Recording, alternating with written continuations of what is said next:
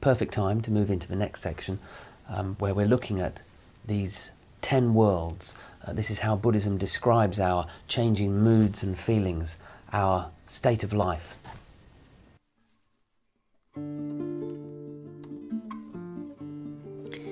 In Buddha state, we reveal our greatest potential. In learning, we absorb new facts. Hunger is the world of desire. In realization, we understand relevance and meaning.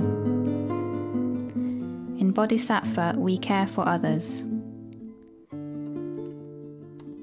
Hell is the state of suffering. Humanity is the state of calm and reason. Anger is often expressed as hostility. Rapture is a state of bliss. Animality is a state of instinctive behavior. Apart from the Buddha state, each of the other 9 worlds has a positive side and a negative side. We will now go through each state in more detail. In hell, one is usually suffering physical pain or mental anguish. Feeling trapped and powerless compounds the despair. Hell state can become so painful as to cause a sense of destruction. Going through hell, however, helps a person empathize with those who are suffering. In hunger state, we are controlled by our insatiable desires. The stock markets exemplify this. The drive for fast profit is tangible as traders negotiate and close a deal in a highly competitive environment.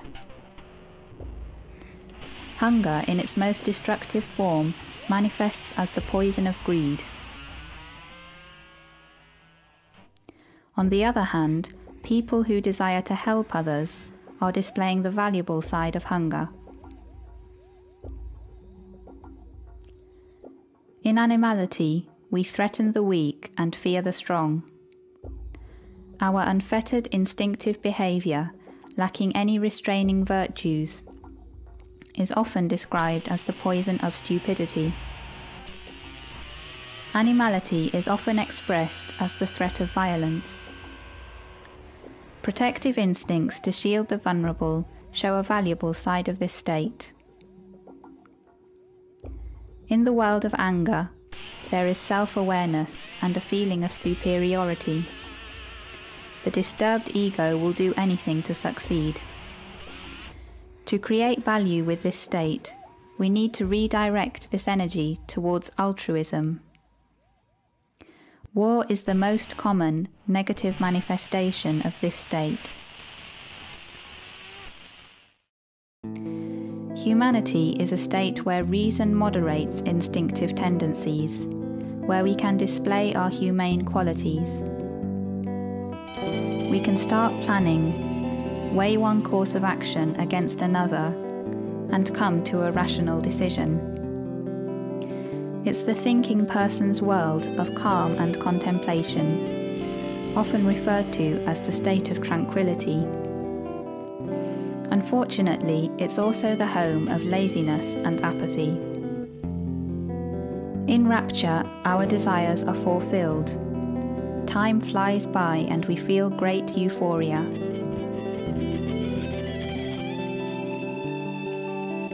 Our rose-tinted spectacles are firmly in place, and seemingly nothing could go wrong. Rapture, however pleasant, tends to be short-lived, and the lack of attention often leads to a fall.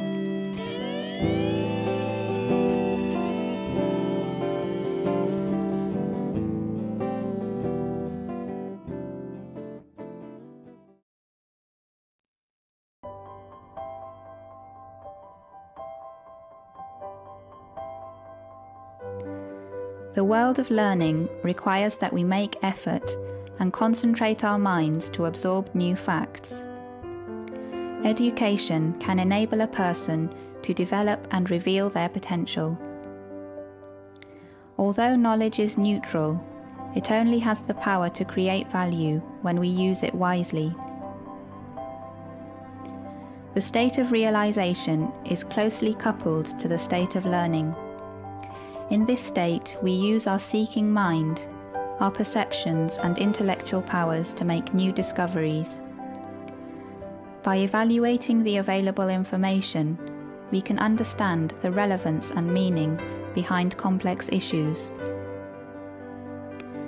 Science and technology have given us a measure of self-determination, but history would indicate that we have made some questionable choices along the way.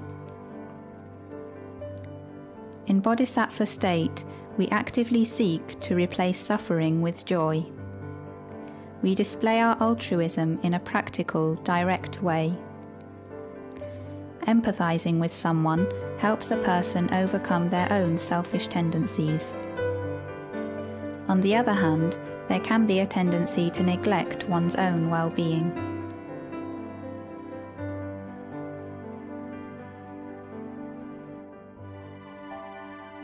The state of Buddhahood is often referred to as the Buddha of absolute freedom. It is characterized by the virtues of courage, compassion, wisdom, and life force. In this state, the true nature and reality of life are clear as a whole. The Buddha's hell state is other people's suffering. A Buddha is compelled to help them raise their life state.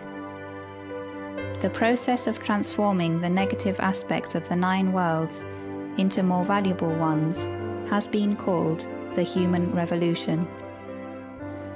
Buddhists believe that by devoting their lives to the human revolution, in the long run it will be possible to eliminate the negative manifestations of the lower worlds, such as war, poverty, and famine. While the 10 worlds may seem limited at first, we will see later that they form the basis of the 3,000 realms. Although we all possess the 10 worlds as a potential, only one state tends to be active at any given moment. We will describe how our life state changes from moment to moment later.